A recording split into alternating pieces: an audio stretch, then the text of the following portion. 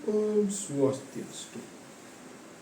Halo teman-teman, perkenalkan nama saya IKD Dwi Chandra Widatnyana. Saya dari kelas AAD.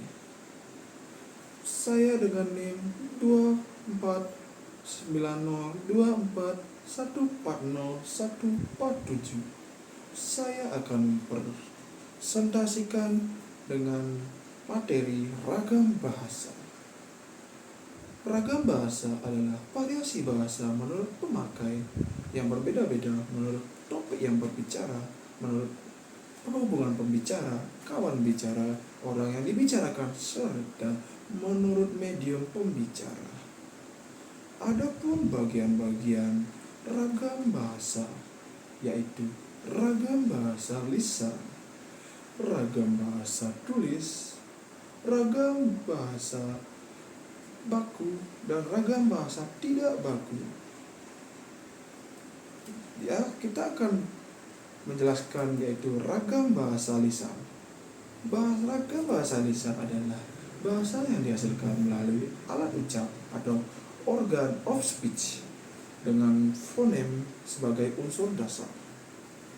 Adapun ragam bahasa itu memiliki ciri-ciri, yaitu ciri-ciri ragam bahasa lisan yaitu memerlukan orang kedua atau teman berbicara, dan tergantung situasi, kondisi, ruang, dan waktu.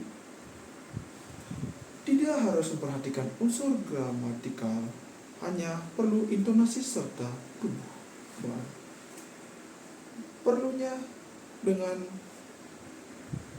ragam bahasa itu berlangsung dengan cepat dan sering dapat berlangsung tanpa alat bantu, dan kesalahan dapat langsung dikoreksi juga, dan juga dapat dibantu dengan gerak tubuh dan mimik wajah serta intonasi. Dan yang terakhir yaitu dipengaruhi oleh tinggi rendahnya nada suara. Nah, kita akan menjelaskan yaitu ragam tulis. Adapun ragam tulis bisa dijelaskan dengan bahasa yang dihasilkan dengan memanfaatkan tulisan dengan huruf sebagai unsur dasarnya. Adapun ragam tulis memiliki ciri-ciri tersebut, yaitu tidak memerlukan orang kedua atau teman bicara. Ragam tulis tersebut bersifat objektif dan tidak tergantung kondisi, situasi, dan ruang serta waktu. Yaitu ragam tulis bisa mengembangkan konsep makna yang jelas dan juga harus memperhatikan unsur gramatikal, dan ragam tulis tersebut bisa berlangsung secara lambat dan jelas struktur bahasanya, susunan kalimatnya, dan jelas juga runtutan kalimat. Selalu memakai alat bantu. Kesalahan tidak dapat langsung dikoreksi, karena jika dikoreksi akan ada terjadinya sesuatu yang tidak baik, dan tidak dapat dibantu dengan gerak tubuh dan mimik muka, hanya terbantu dengan tanda baca. Kelebihan dan kekurangan ragam tulis. Nah, kita akan menjelaskan kelebihan ragam tulis. Yang pertama yaitu informasi yang disajikan bisa dipilih untuk dikemas sebagai media yang menarik. Dan kedua, umumnya memiliki kedekatan budaya dengan kehidupan masyarakat. Dan yang ketiga yaitu dapat digunakan untuk menyampaikan maksud dan membeberkan informasi-informasi secara meluas. Dan namun ragam tulis juga memiliki kelemahan tersebut, yaitu yang pertama, alat atau sarana yang memperjelas pengertian seperti bahasa lisan tidak ada. Akibatnya bahasa tulisan harus disusun dengan sempurna. Jika ada kesalahan, maka akan terjadi miskomunikasi.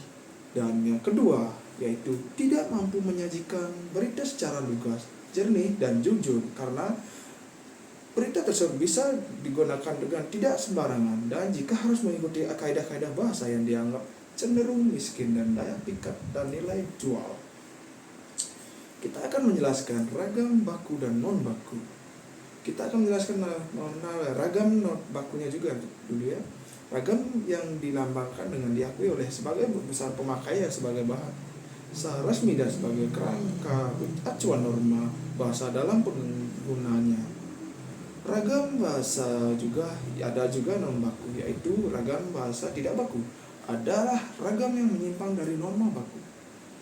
Bisa dibilang ragam bahasa yang tidak secara formal. Ragam bahasa berdasarkan cara pandangan penutur.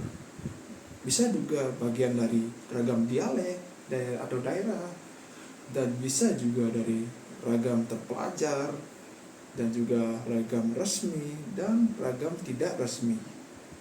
Nah, kita akan menjelaskan apa itu ragam dialek atau daerah. Ragam dialek atau daerah biasanya itu variasi bahasa yang dipakai oleh kelompok bangsawan di tempat tertentu, dan istilah lama disebut dengan logat. Nah, kita akan menjelaskan ciri khasnya tekanan atau turunnya naiknya nada dan panjang pendeknya bunyi bahasa membangun aksen-aksen yang berbeda. Kita juga dari ragam terpelajar. Ragam terpelajar biasanya itu bahasa Indonesia yang digunakan oleh kelompok penutur berpendidik tanpa jelas perbedaannya dengan yang digunakan oleh kelompok yang tidak terdidik, yaitu dari cara dia berbahasa dan cara dia dengan menggunakan dialek dan penutur. Nah, kita akan menjelaskan dari ragam resmi.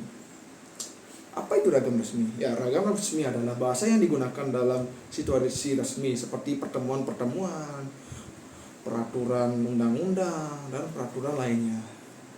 Nah, kita akan menjelaskan ciri-ciri ragam bahasa resmi tersebut, yaitu salah satunya yaitu menggunakan unsur gramatikal secara eksplisit dan konsisten. Menggunakan kata ganti resmi, menggunakan imbuhan secara lengkap, dan menggunakan kata baku atau kata yang biasa-biasa orang dipakai dengan sopan, dan menggunakan ejaan bahasa yang disempurnakan hingga menghindari unsur kedaerahan. Nah, kami akan menjelaskan ragam tidak resmi. Apa itu ragam tidak resmi? Ragam tidak resmi bahasa yang digunakan dalam situasi tak resmi seperti dalam pergaulan, percakapan pribadi, atau pertemanan. Itu biasanya ciri-cirinya ragam bahasa tidak resmi kebalikan dari ragam resmi, karena ragam bahasa tidak resmi biasanya itu tidak mencakup dari orang-orang yang pertemuan, seperti orang yang sedang berpidato atau orang yang berdiskusi secara resmi seperti orang presiden tersebut. Nah, sekian dari presentasi dari saya. Saya minta maaf jika ada salah tutur. Saya ucapkan terima kasih. Dan saya tutup dengan Om Santi Santi Santi.